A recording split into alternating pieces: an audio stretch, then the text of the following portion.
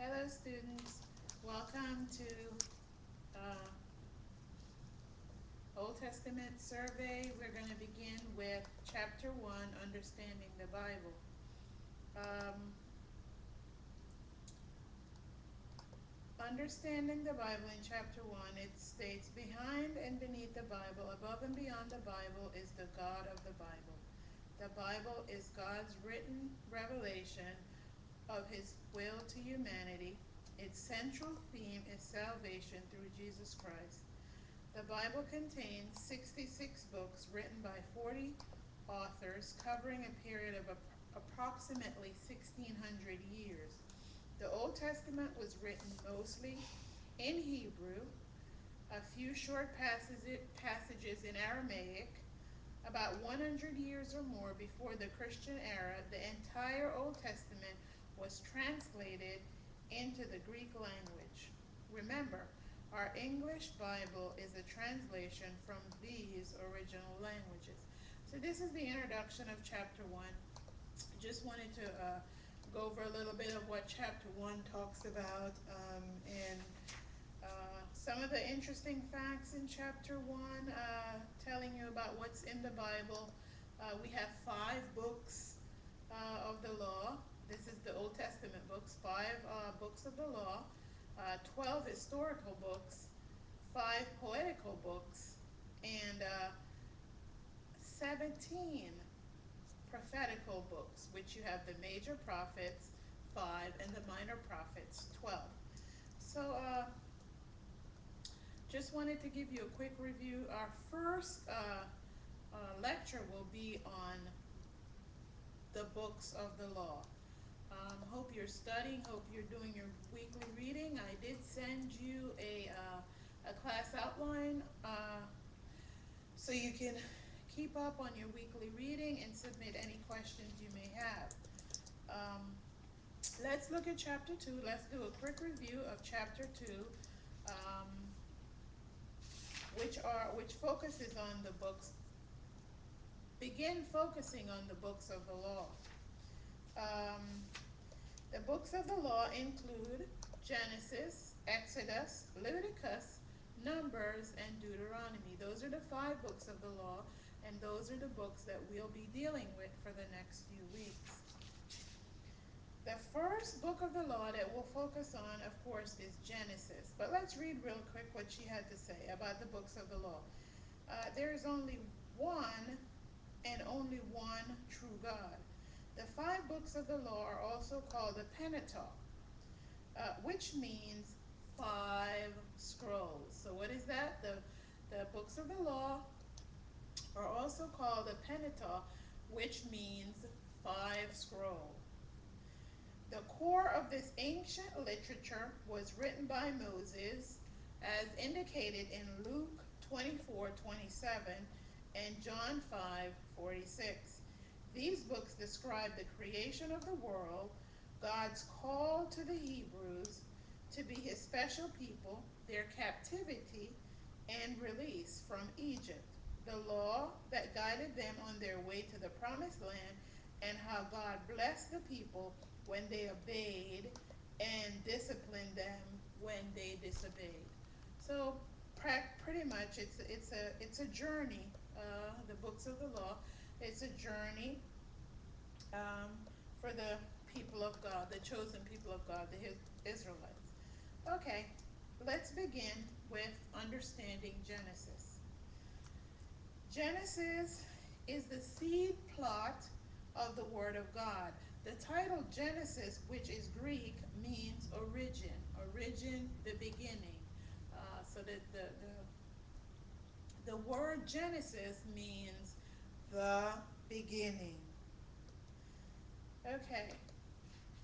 It says here, without Genesis, our knowledge of a creating God would be pitifully limited. We would be woefully ignorant of the beginnings of our universe. Genesis is the book of beginnings. And I know that there are a lot of people who say that the book is, I was reading, I forgot where I was reading the other day, and it says that the Bible is actually like a fairy tale. But as Christians, we believe in God and we believe that God created the world. And so the book of Genesis is called the book of beginnings. We get an insight into what God's thought process, a peek into what he was thinking and when he created the universe and created man.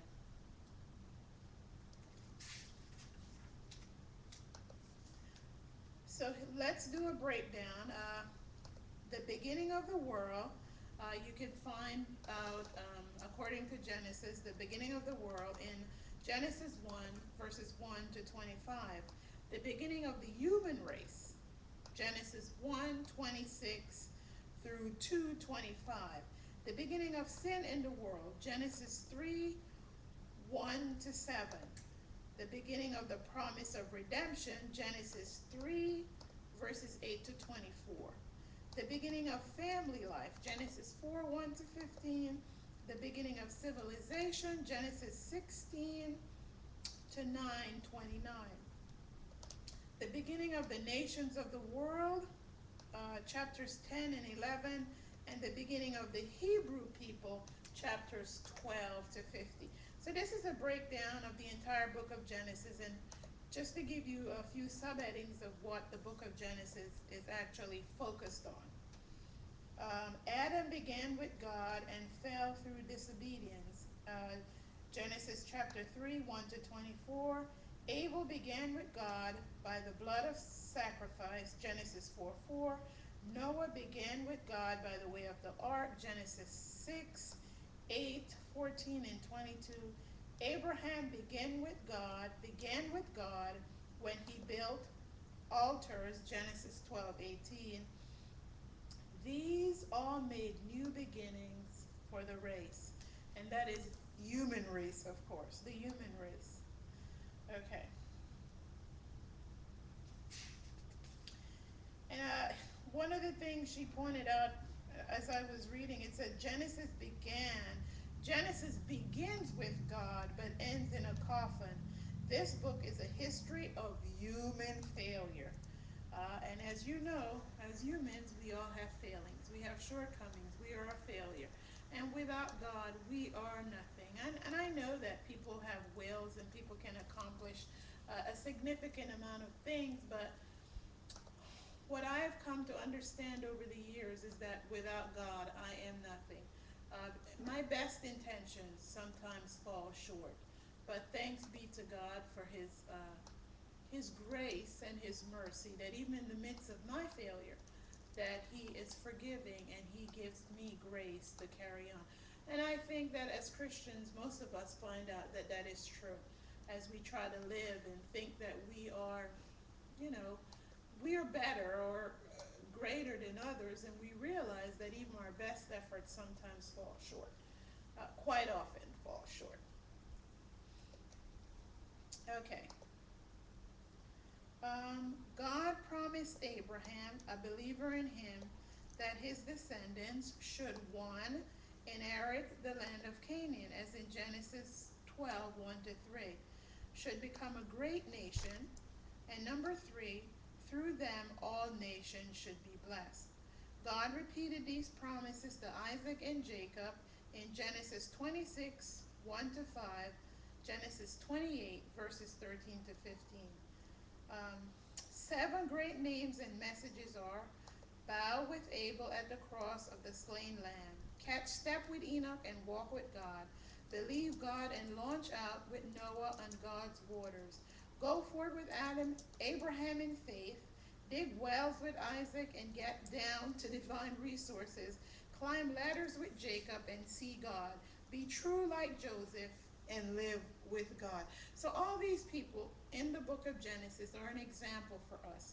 It helps us to see it can find application in our lives.